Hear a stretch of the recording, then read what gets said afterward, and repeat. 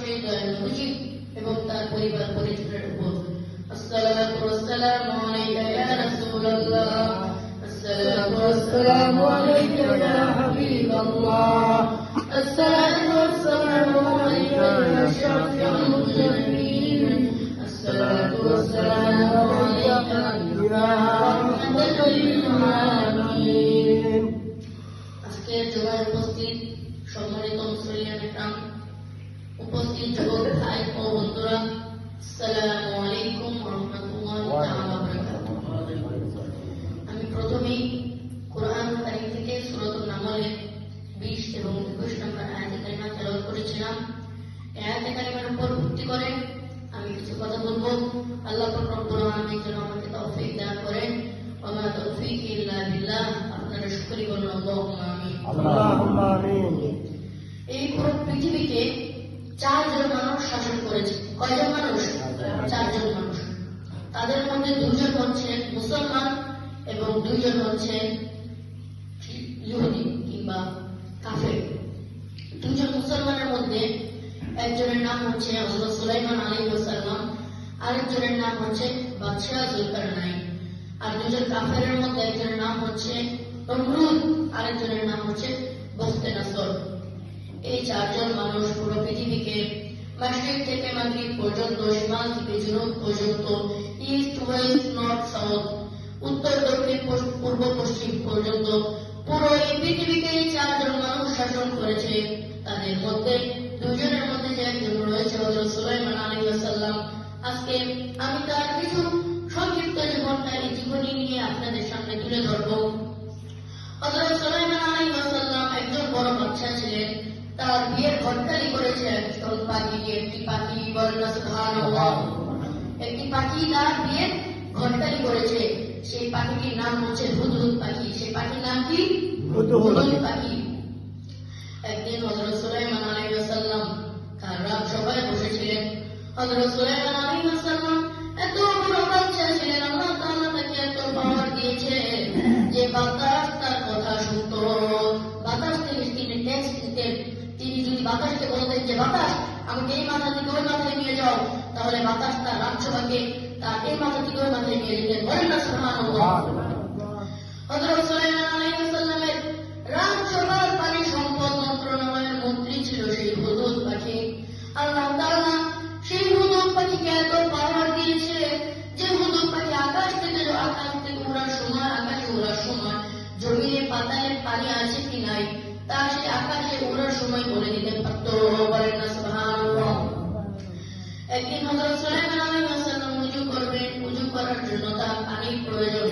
তিনি তখন হুদহুদ পাখিকে খুঁজছেন কিন্তু পাচ্ছেন না। তখন হযরত সুলাইমান আলাইহিস সালাম বললেন, হযরত সুলাইমান আলাইহিস সালাম যে কথাটি বলতেন সেই কথাটি আল্লাহ তাআলা কুরআন কারীমে নোট করছেন। সেই আয়াতটি হলো বিসমিল্লাহির রহমানির রহিম। ওয়া তাফাক্কারা الطَّيْرَ فَقَالَ مَا لِيَ لَا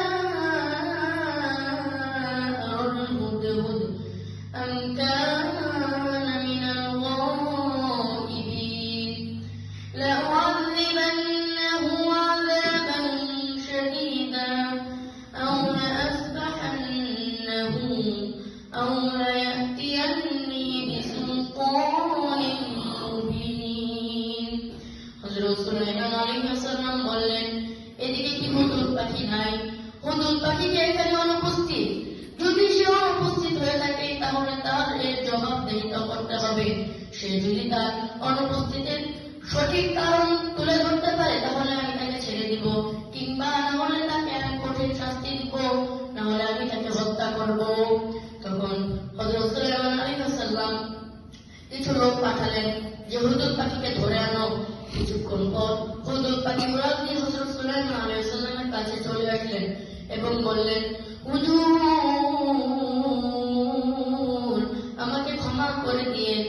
আমি আমার মতো আরেকটি পাখির সঙ্গে উঠতে উঠতে অন্য একটি নগরীতে চলে গিয়েছিলাম, যে নগরীর নাম হলো সাবা নগরী। সেই নগরীর নাম কি? সাবা নগরী।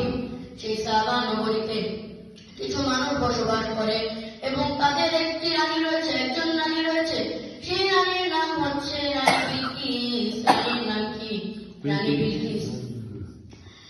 সেই রানী আমাদের মতো আল্লাহ তাআলার সিজদা করে না, আল্লাহ তাআলাকে মান্য করে না, তারা আগুনের পূজা করে, আগুনকে মান্য করে এবং সূর্যের পূজা করে। বলেন না নাউযুবিল্লাহ। হযরত সুলাইমান আলাইহিস সালাম তখন বলল, তুমি কি সত্যি বলছো কিনা?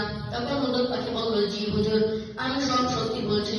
তখন হযরত সুলাইমান আলাইহিস সালাম একটি চিঠি লিখলেন।